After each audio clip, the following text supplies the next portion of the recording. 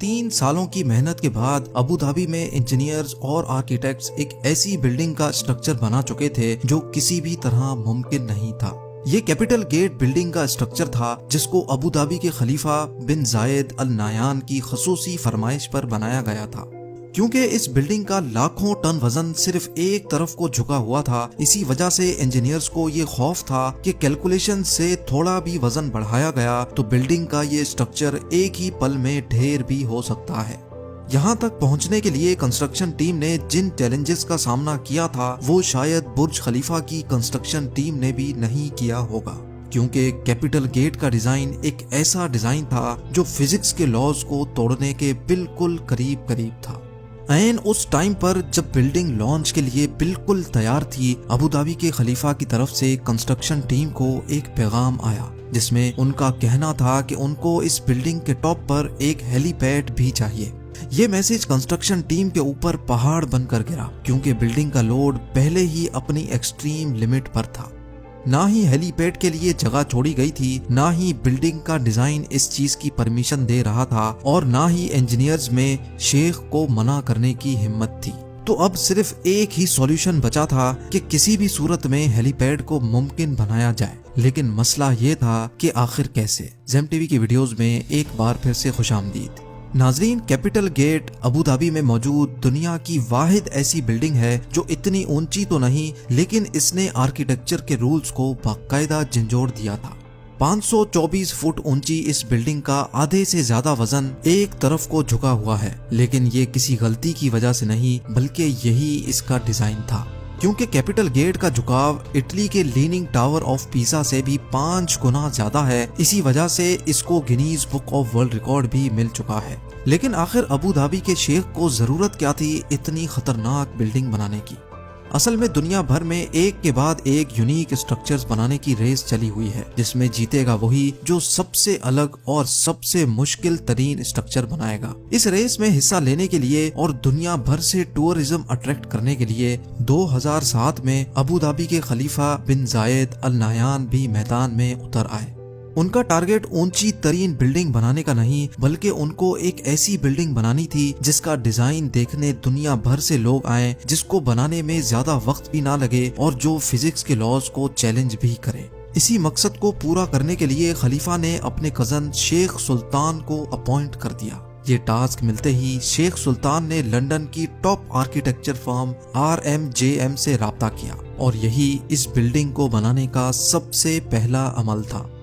कैसे इंजीनियर्स और वर्कर्स ने इस खतरनाक चैलेंज को अंजाम तक पहुंचाया, कैसे इस बिल्डिंग को ठीक 18 डिग्रीज पे टिल्ट किया गया और कैसे लाखों टन वजनी इस झुकाव को गिरने से बचाया गया, ये सब आप जान सकेंगे आज की इस वीडियो में। Challenge number 1। London based architecture firm को जब ये टास्क दिया गया तो यही इनका सबसे बड़ा चैलेंज था। उनको एक ऐसा डिजाइन बनाना था जो उनके ही बनाए गए आर्किटेक्चर रूल्स के खिलाफ हो। आर्किटेक्चर फर्म के कई डिजाइन्स पहले तो रिजेक्ट किए गए, लेकिन फिर इस डिजाइन को बनाने के लिए उन्होंने अबू धाबी के रेगिस्तान में मौजूद खूबसूरत रेत के टीलों और समंदरी लहरों से इंस्पायरेशन ली और अब बारी थी कुदरत के इस खूबसूरत जोड़ को शक्ल देने की। कॉन्सेप्ट आर्किटेक्ट नील वेंडरवीन ने दिन रात एक करके ऐसा डिजाइन पेश किया जिसको समंदरी लहर की शेप दी गई और जिसका बॉटम रेत के टीलों जैसा था। और तो और हर एंगल से देखने पर बिल्डिंग का व्यू बिल्कुल चेंज हो जाता है। Challenge number 2।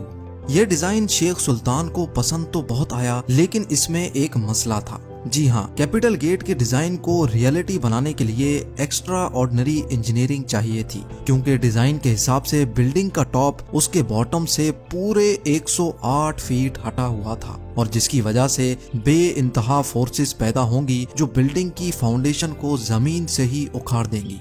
तो अब कंस्ट्रक्शन टीम के लिए ये चैलेंज था कि उनको एक ऐसी फाउंडेशन तैयार करनी थी जो झुकी हुई साइड के लाखों टन के वजन को आराम से झेल सके। इस चैलेंज को अंजाम तक पहुंचाने के लिए प्रोजेक्ट आर्किटेक्ट टोनी आर्किबोल्ड ने फाउंडेशन बनाने का काम स्टार्ट कर दिया।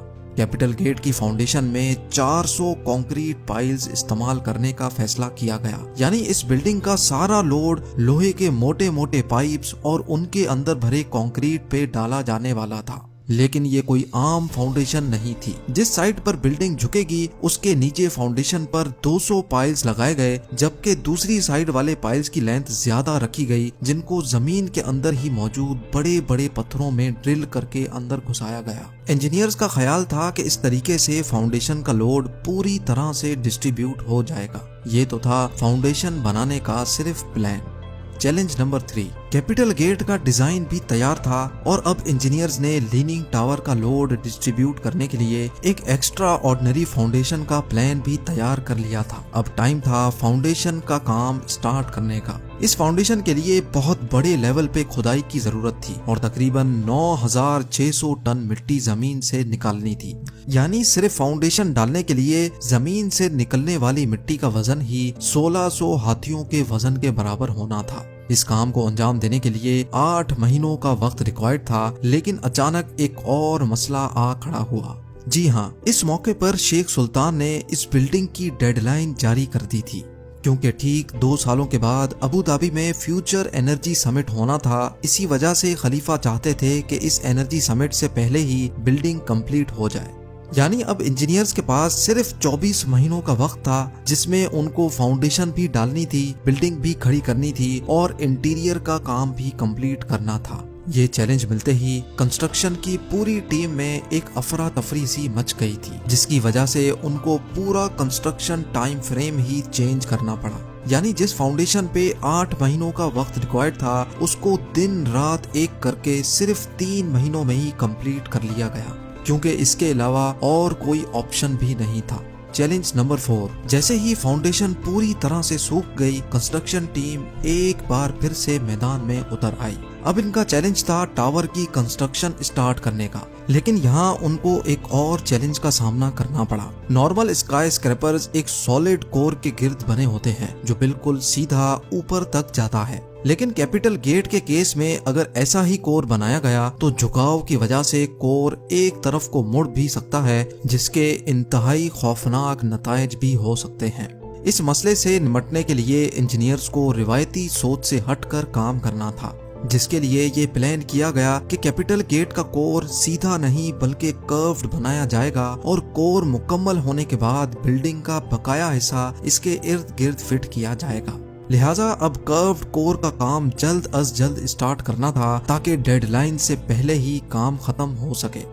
चैलेंज नंबर 5, इस खास किस्म के कोर को बनाने के लिए हैरत अंगेज तौर पे 2 करोड़ 15 लाख केजी का स्टील और 3 करोड़ 60 लाख केजी का सीमेंट कंक्रीट इस्तेमाल होना था।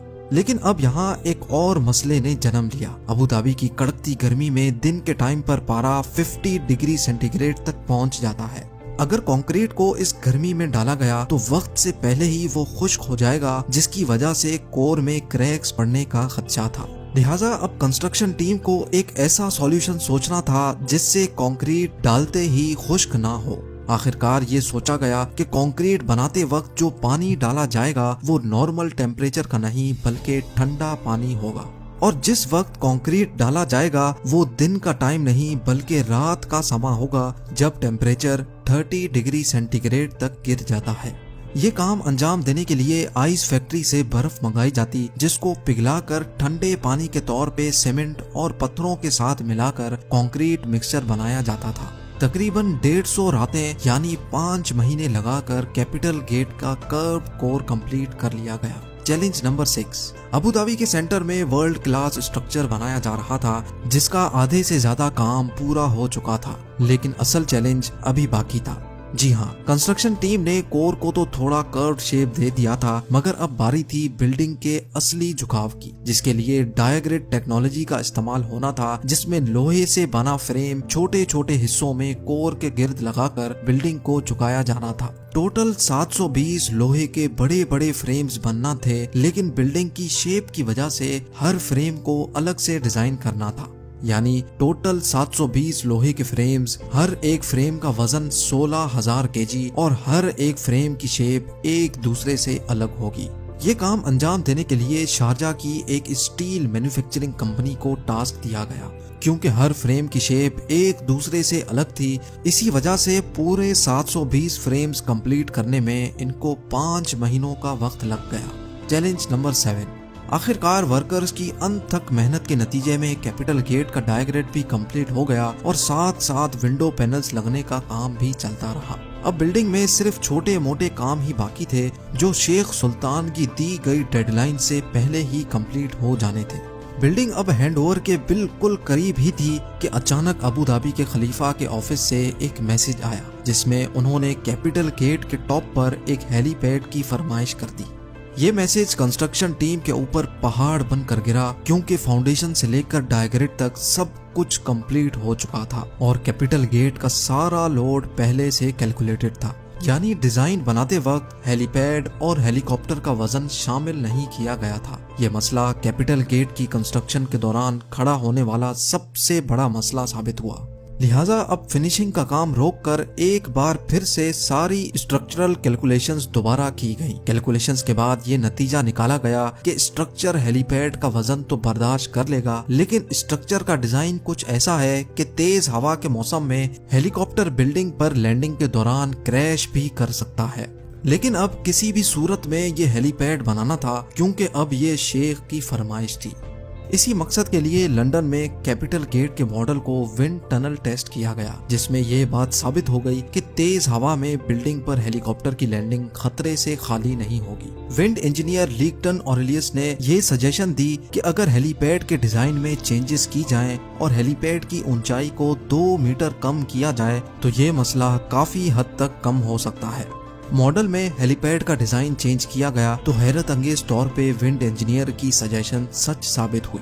ये खबर मिलते ही कैपिटल गेट पे हेलीपैड की कंस्ट्रक्शन स्टार्ट कर दी गई और बिल्डिंग को वक्त से पहले ही शेख सुल्तान के हैंडओवर कर दिया गया। कंस्ट्रक्शन टीम और वर्कर्स को सलाम है जिन्होंने अपनी काबिलियत से दुनिया का सबसे ऊंचा लीनिंग टावर बनाया है। उम्मीद है जेम टीवी का ये एपिसोड भी आप भरपूर लाइक और शेयर करेंगे। आप लोगों के प्यार भरे कमेंट्स का बेहद शुक्रिया। मिलते हैं अगली शानदार वीडियो में।